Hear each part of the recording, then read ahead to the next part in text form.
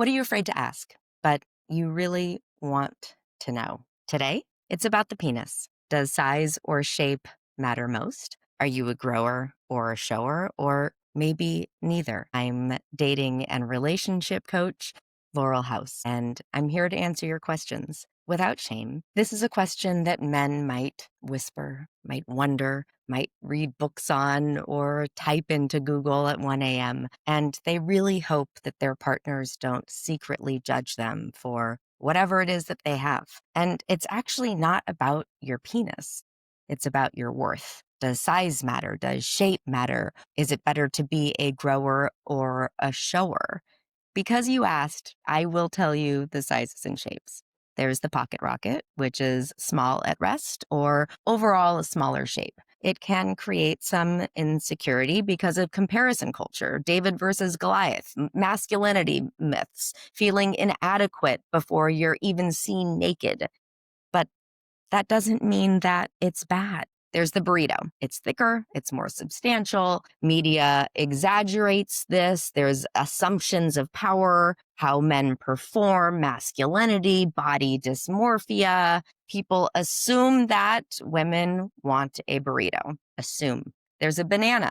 It's curved. This can create embarrassment in locker rooms, comparing yourself to what you see in porn, not understanding the normal anatomical variation. Curves are actually normal, and curves hit in different places. There's the grower. It changes a lot with arousal. It can be a surprise. There might be incorrect expectations with a grower.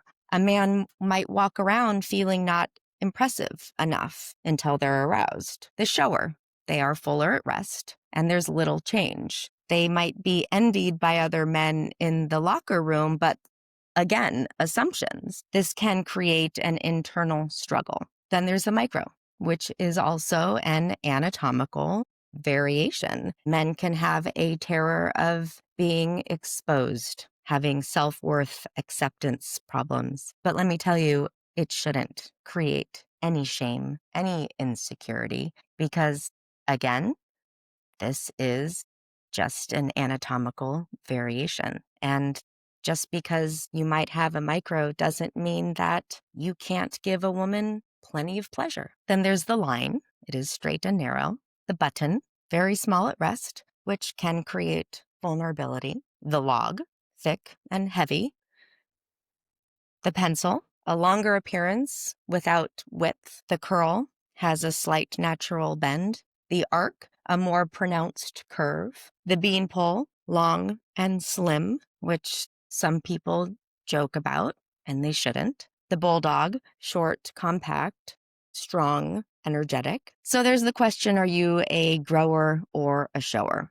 Grower and shower. Some men look fuller at rest and don't change much during arousal. Some men look smaller at rest and expand significantly.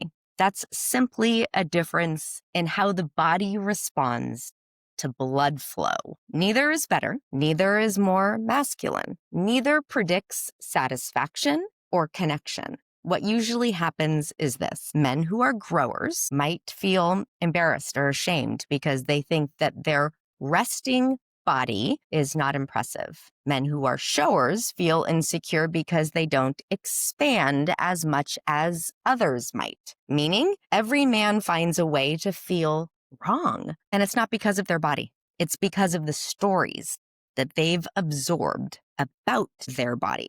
Grower or shower is not a character trait. It's biology, just like hair texture or eye color. The real question is, do your partners care? Here's what partners actually care about. Do I feel safe with you? Do you respect me? Do you listen? Do you care about my experience? Do you check in?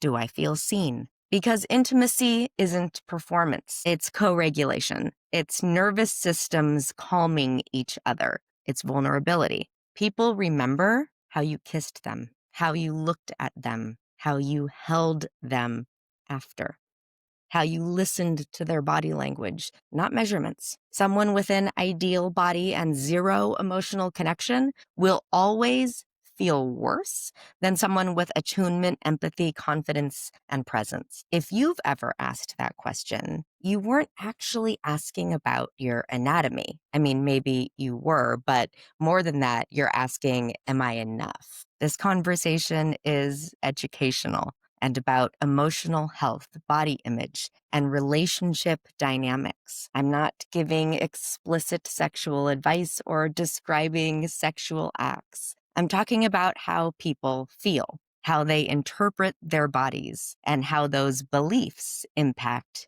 intimacy. So, what do you actually mean when you're asking about size? When a man asks, does size matter? He's not asking out of just curiosity. He's asking out of fear of being laughed at, fear of being rejected, fear of being seen as less powerful, less masculine, less desirable. Many men are raised to believe your body is a performance tool.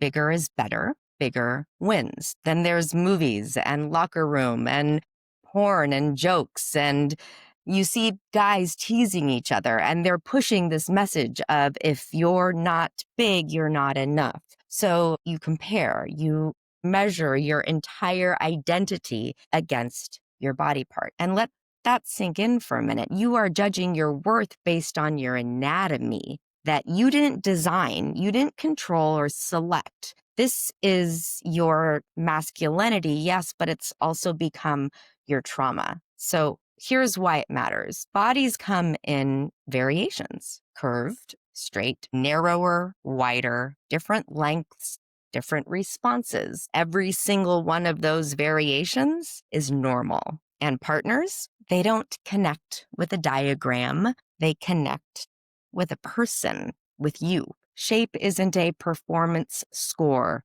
It's like eye color or height or jawline. It's a detail, not a destiny. What makes intimacy feel good is comfort, trust, presence, pace, emotional safety, the ability to communicate what you want. Shape does not determine whether you're good. Emotional presence does. If you're insecure about your body, you were taught to be. Men are raised on humiliation, locker room teasing, comparison culture, porn as education, jokes about smallness, threats of rejection. Women are raised on emotional safety. Men are raised on competition. You were groomed to measure yourself. But here's the truth. Your body is not a performance device. It is not a weapon. It is not an advertisement. It is a part of you, not the proof of your worth. If you carry shame, it will sabotage your confidence, your relaxation, your ability to connect. It will make you perform instead of be present. And you will leave the moment you're actually in to chase the one you think you're supposed to be in. Here's the conversation you're terrified to have. If you're in a relationship, ask your partner, when do you feel most connected to me? They will not say, when you measured zero point 0.7 more than last time. What they will say is, when you slow down, when you check in, when you're present, when you touch me like I'm a person, not an achievement, when you let yourself be vulnerable. And if someone ever laughs at your body or uses it against you, this is not a failure of your anatomy. This is a failure of their empathy. So does size matter? Does shape matter? Grower, shower? None of those determine worth. None of those determine intimacy. None of those determine your ability to love or be loved. Your body isn't the problem. The shame you were taught to attach to it is. And here's the answer you've been afraid to hear. Partners don't remember your measurements. They remember how safe you made them feel. If this is something that you've been afraid to ask, you're not alone.